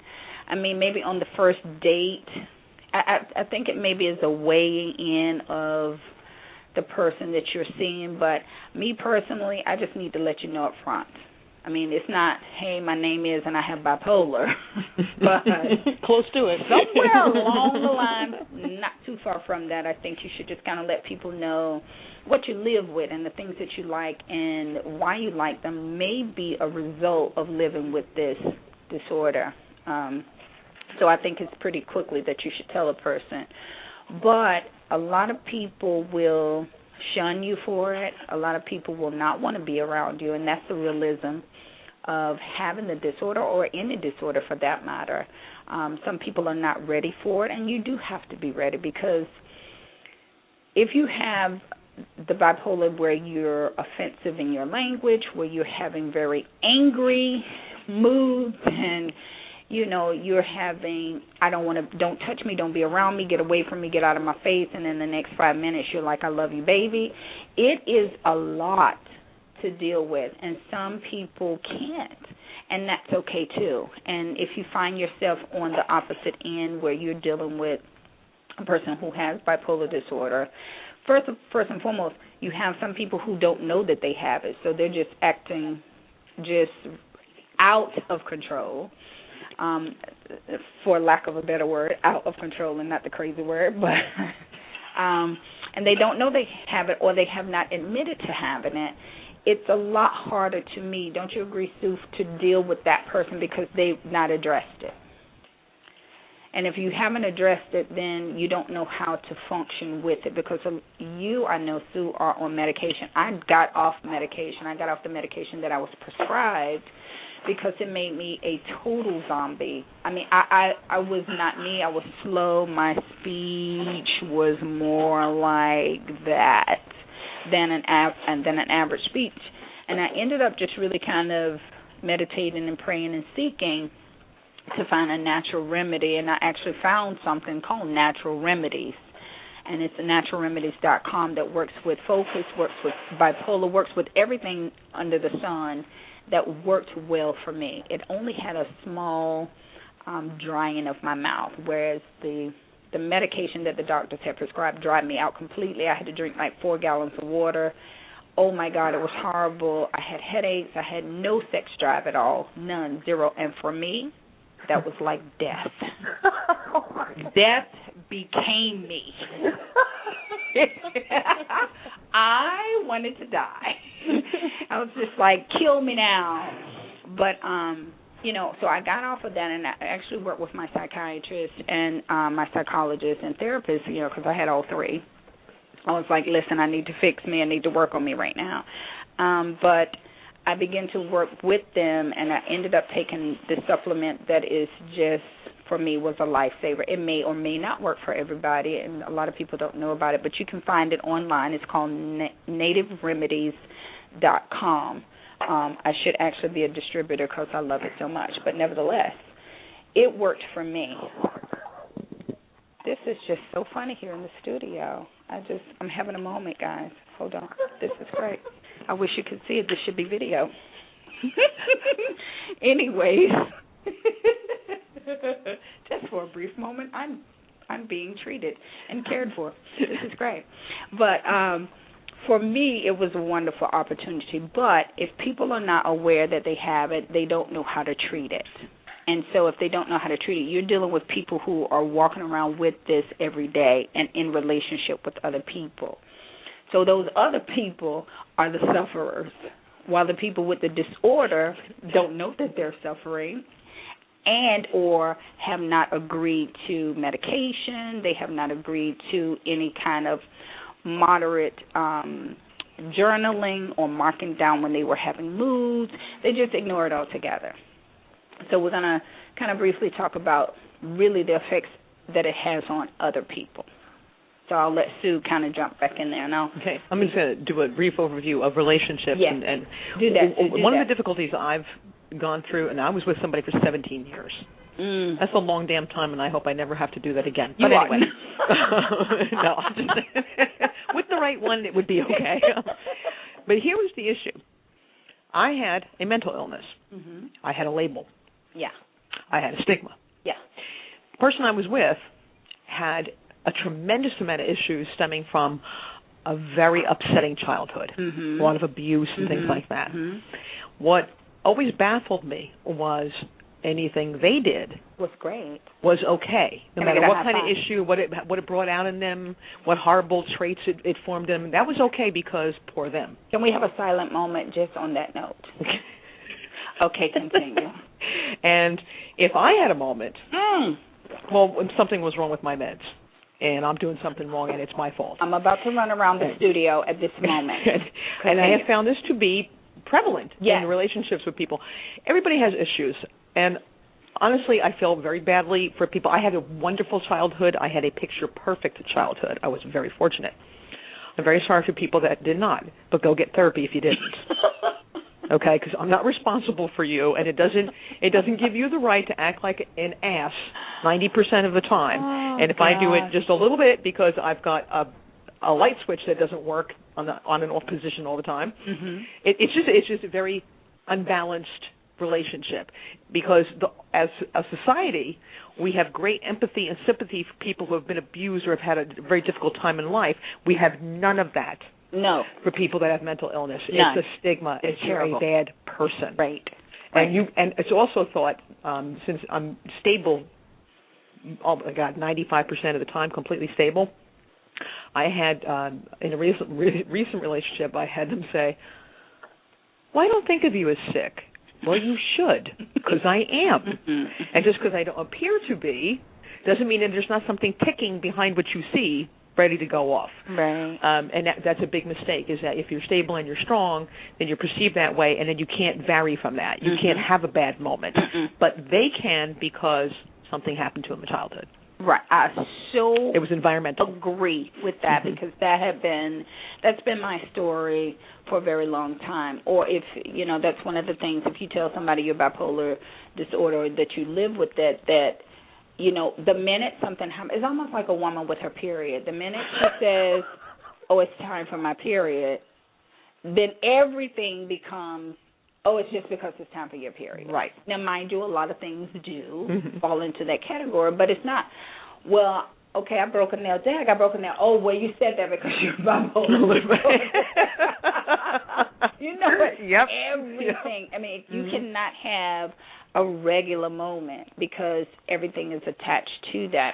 We had a question in the process of us talking about that. We had a question that says, do you have to always take medicine or only be controlled with medicine, or, do you have to always go to therapy? Do you always have to have medication? You know what? It's individual. I will tell anybody to embrace therapy. I will tell everybody to embrace therapy, because if you can't talk about what you're feeling about to anybody because of the stigmas or because of the thoughts that people will have about you, or even the thoughts that you may have about yourself, then you can't get the help that you may need to stabilize your moods, your life, or have those balancers. So therapy to me is number one. Getting a great physician to work with you so that you can find, those key triggers that may be causing you to have the bipolar outburst. That is going to help you to now be able to say what medications you need. Now, Sue is a grand advocate for medication because it has worked for her. Me, I am a grand advocate for finding the medication or supplement that works well for you. I don't think that you need to walk around. I remember crying to a really dear friend of mine at the time and saying, I don't want to be on medication for the rest of my life. I like me. I like the crazy, spontaneous, fun-loving me. I don't want to be drugged out to the point that I can't remember what day it is. I remember waking up on a heavy medication, and it was heavy only for me. I was on Cymbalta at the time because they had diagnosed me with fibromyalgia as well as bipolar disorder, and that was just like, okay, my body's hurting, and I'm depressed. Oh, wow. So I was on a really heavy dose for me, and I just couldn't function. I woke up literally every morning not knowing what day it was. Oh, that's bad. I could focus, but like if something terrible happened to me on this medication, I could not cry. Like I would cry like this, I'll be done. And, it would be something horrific like, okay, your mom just passed, and I'll be like, I'm so sad about that. And in my mind, I knew I should be like more sad, just mortified. But I was like, well, I'm just sad about it, and oh well, I'm feeling okay about it. And then let's go do something. Let's go play ball, or something ridiculous. So medication is a key, but it is finding the medication and or supplement that works well for you. I don't think anybody should walk around with bipolar disorder and not be treated, because it does not give you a full balance of life.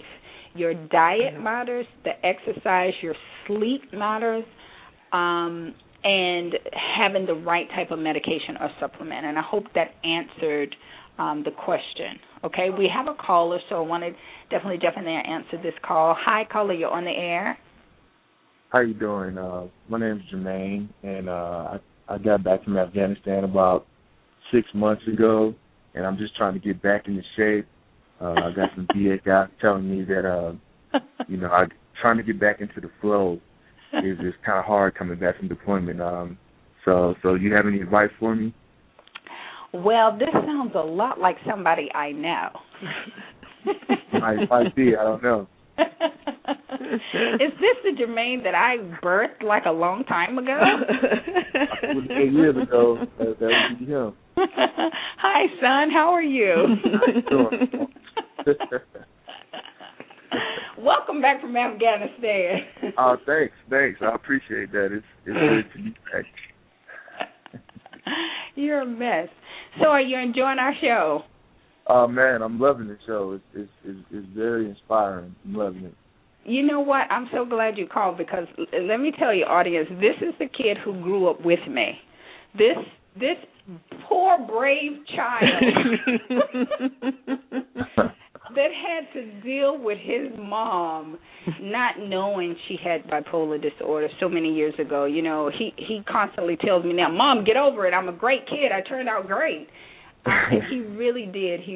But he had to really go through a lot with his mom, and being a young mom and then having bipolar disorder and going through very abusive relationships that also didn't make bipolar disorder any better at all. And, you know, we could just have a whole show, just me and this kid and Sue. But, you know, I'm so glad you called, because let me just kind of throw out there really quickly, because we're talking about relationships, the effects of bipolar disorder and the relationships. So, son, having said all of the stuff that you may have heard or not heard, how did it affect you? Because you're one of those people who had to deal with me packing up the house when I got upset with your stepdad, because he was doing some crazy stuff to your mom. And it would be, kids, pack up! Get the boxes. Packing up. And then, we packed the whole house. Jermaine, I'm so sorry for you. Oh, my God. We packed the whole house up, and then by the end of the day, they're sitting there like, I know she's going to tell us to put it back. I know she's going to tell us to put it back. And I'm like, put it back. We're going to put it all back. That is so bipolar. So completely bipolar. So bipolar. I would say, growing up, in that environment was definitely tough. Seeing some things as a kid you might not be ready for or ready to see, or never really should see, to be honest with you. But at the same time, it's made me a stronger person. I definitely have had to go to grow in my own relationship with my family and my children, and try not to, all children try to emulate their parents in certain ways, and so, I've had to learn how to, get away from some of the things that I saw, and it's made me a better person, to be completely honest with you. If you never go through the pressures in life, then you don't turn out to be what God intended you to be. So, and that's the way I feel. So, it was a blessing in disguise. At the time, it wasn't such a blessing, but now looking back on it, hindsight 2020, it's a blessing to have gone through the struggles. I wish that to God that you didn't have to go through a lot of the pains that you went through. But like you said, you didn't know at the time that you had this disorder. So either way, my mom's, and I love you, and I'm proud of you. So. You're gonna make me tear up, you kid. I want to have one of him. I know, right? Isn't he the best? This kid is so amazing. He used to come up to me. I'd just be in one of my depressive moments and crying all the time. I mean, just that was my thing. I didn't do some of the things that people, So you were more on the depressive side. I was the depressive one, and he would come up to me with that little hand of his. Actually, his hands were huge as a child.